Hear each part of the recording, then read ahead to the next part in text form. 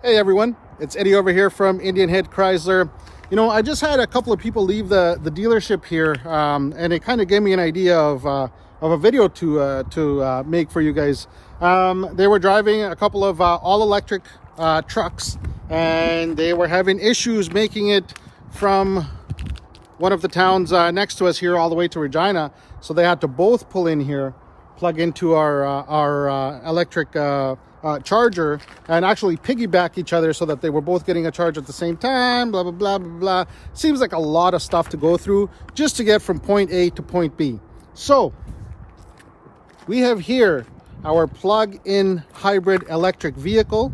This is one of our 4xEs, the Grand Cherokee 4xE to be exact.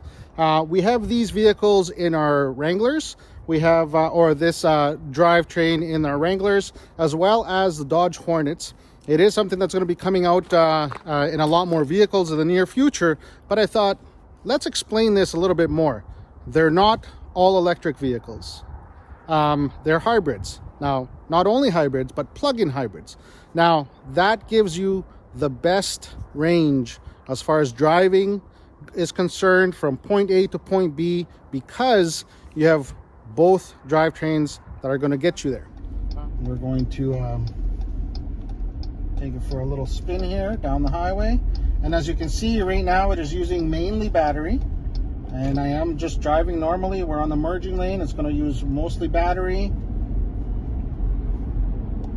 As I gather up speed, I'm really going to step on it, and there's the gas. Now it's going to use both up until it gets up to speed, and simply because I'm really stepping on it.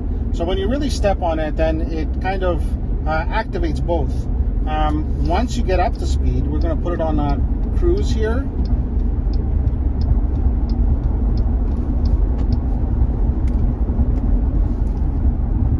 Now we're cruising, and we're going to see that change quite a bit. So no gas power whatsoever is being used right now. Only battery. Now we're going to come off the way here, and then as soon as I step on the brake, we're going to see it change once again.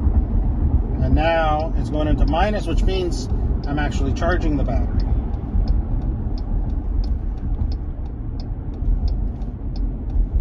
So right, this whole coasting right now is just charging the battery up.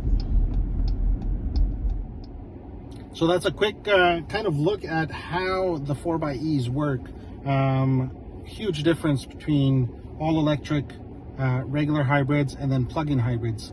I feel that the plug-in hybrids kind of give you the best of both worlds. You can plan your trips a little easier. If the battery runs out completely to zero, the vehicle just automatically switches over to the gas engine. And then you can switch back and forth as much as you want. Right now it's set to hybrid, but through the push of a button I can switch it from hybrid to pure electric. Then you're just relying on the electric battery range, to e-save. So e-save is just gas. It very, very, very seldom will kick in actually it won't kick in the electric at all. It'll save the battery pack for when you really want to use it or need to use it.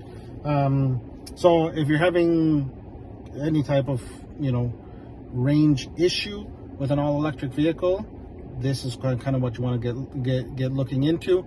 Over 700 kilometers in combined range on this particular model. I believe it's 761 total range is what it's rated for. And again, that is with you charging the battery pack at night, so that in the morning it's up and running. We have some people who drive these and they'll have it charged at night, drive to work, plug it in at work, let it charge during the day. They drive it home, and they very seldom will use the gas at all, saving you money that way. I mean, eventually the vehicle does do a oil and fuel refresh cycle, which will kick in the gas engine, but that's something that it does for regular maintenance, just to make sure that everything's running properly. So if you want to come to our test drive in one of these, you want to come take a look at it yourself, definitely give us a call, and then we can help you out in that. 306-695-2254 is our number, and I hope to see you soon.